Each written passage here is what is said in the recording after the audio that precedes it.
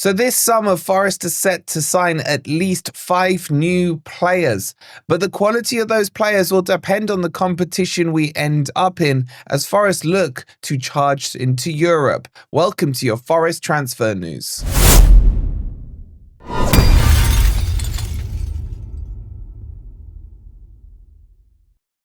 Good morning, good evening, or good night. Hope you guys are doing well, and welcome to your latest Forest news. Coming up in today's video, we're going to talk you through the potential Forest signings, the ramifications of not getting Champions League football, where we are with PSR, and has Edu started now at Forest. Lots and lots to cover off. So if you're enjoying the content, please don't forget to hit the like button. Make sure you're subscribed if you are new to Forest Fan TV. You can grab me a coffee as always if you want to say hi or thank you. And let's kick it off with Taiwo. So Taiwo has undergone surgery in the abdominal area. Forest have released a statement to confirm this fact. Now, how serious it is, how non-serious it is, we don't know yet. But obviously, we all wish him a speedy recovery. And I think the questions need to be asked about what the lines person, is it called now? Or no, assistant referee, isn't it? That's the official word, was doing by not flagging it. I get it, those are the rules, but a potential injury now to a player is off the back of it.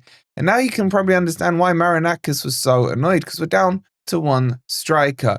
But anyway, look, those are not as important as when it comes to a person's health and safety. So hopefully Taiwo makes a speedy recovery from his surgery. That was done Monday night, by the way. So that's on the Taiwo stuff, but there's a lot of stuff moving at Forest right now. John Percy's put out a really interesting article covering a lot of different things on Forest. And the main headline being that Forest are looking to add at least 5 new players to help strengthen and add some depth into the squad as well as we get into Europe.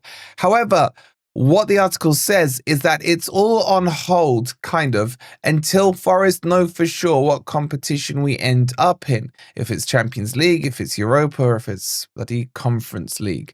Now, this is why I've wanted Champions League football, because I think what we're getting here is that the quality of the signings is what will change. I think we go from a potential Douglas Luiz coming to Forest to maybe a relegated midfielder from Southampton or something like that, or a striker in Delap and what have you. But anyway, let's get into those details. And something he's confirmed, by the way, which I've kind of said to you guys for a while now, is that Forest are in absolute zero PSR danger this summer. There is no pressure on the club to sell to make sure that they get into, by the 30th of June, that they're on target. So that's something we don't need to worry about. But he has named some potential targets that Forest have been confirmed linked with. James McAtee, the one from Man City that we've been telling you about since January, he's definitely one Forest have their eye on. He's a player I like very much. He fits the profile of what we're trying to do at Forest. Whether or not he comes, whether or not there's a potential swap deal plus cash for Morgan Gibbs-White, I think that's probably the way it goes down, because he does talk about Morgan Gibbs-White as well. Let me read you that part of the article. It says Gibbs-White's future is uncertain as Forest target key positions. So there is no pressure to sell, but the future of international Gibbs-White remains uncertain, with Man City interested and will likely dictate Forest transfer strategy. Now, what he means by that, I think, is that if Morgan Gibbs-White is sold, let's say we don't get Champions League football and we miss out on the 100 million that comes with that, selling Gibbs-White will generate a bit of a war chest. So let's say the reports say that Forest, not in this report, but previous reports have said Forest are demanding 100 mil for Gibbs-White. Can't see it. I think 75 is where it would end up, 75 or 80 million. But that let's call it 80 million for ease of maths. That 80 million kind of is worth more than 80 million, if that makes sense. Because if you get the 80 million and let's say you spend 40 million on a player, That 40 million over a 5-year contract is 8 million a year. So you only have to put down that 8 million was spent of the 80 million. That still leaves you 72 million potentially to keep the books balanced for PSR. I'm not going to go into the whole maths of it, but basically 80 million in revenue can like stretch out to be huge. Now, there is the amortization on Gibbs-White. I think there's only about 15 million, maybe less, that's left that Forest have to pay on him. So the profit margins would be very good if Forest could get 75 plus million for him.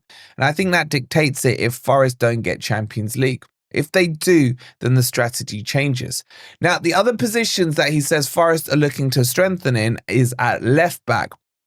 Although Nico Williams has kind of had his breakout season at Forest in this new position at left back, they are seriously contemplating adding strength in depth in that position. And I do tend to agree with it. It's fully expected that Alex Moreno will go back to Villa.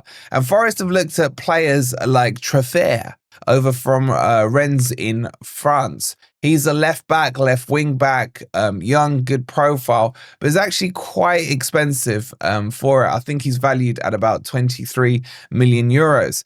So he's a good versatile one that Forest have their eye on. Now, you've also got Visser, who's still doing the rounds with Forest, and Fernandes, the Portuguese player from Southampton. Now, he's okay. He's an attacking midfielder. Again, if this develops, obviously we'll get Sorry Mike on and get his take on it. His goals and assists, his GA this season hasn't been amazing, but he's about £8 million. So there's all these players. At the moment, they're not exciting me enough. These are players that I expected us to be linked with maybe last summer. They're not European level, Champions League level players. And that's why I just felt it was so important that we got it. But hey, it's not over yet. It's not over yet. So that's the other thing. Now, the other important news is that, as we told you on Aina, his contract is extended. There's a trigger on it because Forest didn't get relegated or whatever the trigger was last year. And that's definitely extended for another year. But what's interesting on it is there is another offer on the table for Aina to extend further. So a new contract, if you like, for a couple more years. And hopefully, and the expectation is that he will sign that one. So for all of you wondering about Aina, he's definitely here at the City Ground next year, like I told you back in December or January, whenever it was. So those are some of the headlines in terms of transfer. The other thing as well is that Edu is basically now out of his gardening leave period with Arsenal and is fully expected to be in charge of the Marinakis group. And I'm quite excited by this. I know when I spoke to Potts about it, we did a video many, many months ago. He had differing opinions on Edu and what he brought to Arsenal. You then had some of the other Arsenal fans were saying, you know what, he did a good job and what have you. There's kind of mixed feelings on it. But either way, when you look at what Edu's done for Arsenal, he took them from a position of, you know, when Arteta came in and they were finishing 8th, etc., to at least be in that top 4 race and some title race bottle jobs and what have you. So Edu has experience of that level in terms of, I'm not talking in terms of size of clubs, but in terms of moving that position from a mid to higher mid-table team up into a Champions League contending team. So I'm excited to see what he's going to do, but obviously he'll be mixing it up with Olympiacos, with Rio Ave, and whatever's going on in Brazil as well. So that's on the cards as well. So there's a lot right now happening at Forest, but it's all dictated on if we get Champions League or Europa or Conference. They've also talked about what we're going to do for pre-season. And for me, it's quite disappointing to hear that Forest won't be going to United States. I think it's a good commercial opportunity in that summer series. With Man City and Chelsea not going to it, positions now went to the likes of Bournemouth and West Ham. So, you know, we should have done it, but they did look at it according to this report. They looked at going to the States and to Asia as well. But it's likely we end up in Spain or Portugal again.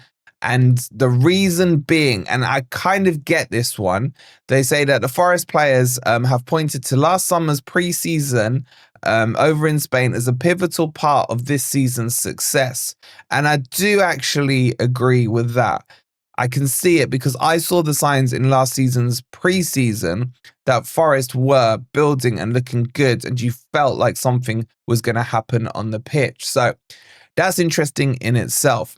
But the other thing is as well, player retention. Forest are working on new contracts for Nico Williams, Aina, as I've mentioned as well, and Callum Hudson-Odoi. Those are the ones they are targeting. And don't forget Tyler Bindon as well, who we bought from Reading and loaned back out. There's expectations that he'll be loaned back out to the Championship. So League One this year, look to get him into the Championship next season and then get him ready for Forest the following season after that. And I think that ties in with when potentially Murillo will leave, because Tyler Bindon is a left-sided centre-back. I think he's very, very good. And I do think Championship is the right move. I probably think he could be a squad player at Forest next season, but maybe the jump's a bit too big. I would be willing to risk him. But I just wonder if there's a connection there between him and Murillo as a long-term plan. But that's just me speculating. So there you go. Plenty of information on what's going on in the wonderful world of Forest right now. But transfers and things are on hold not on hold, but you get what I mean. The strategy is pending where we finish in the league. So do you guys like any of those names that I've mentioned? Obviously, the other one as well is Liam Delap, which we brought to you the other day. Percy's confirming that Forest are interested in him, but expect him to go to the likes of Manchester United or Chelsea in the summer, even though Forest think his best profile fit would be at Forest. So get your thoughts in on all of that. Does this news excite you looking forward to the preseason and next season? Let me know as always in the comments. If you've enjoyed the content, please don't forget to hit the like button. Make sure you subscribe to Forest Fan TV if you are new. And we'll see you on the next video. Come on, you Reds.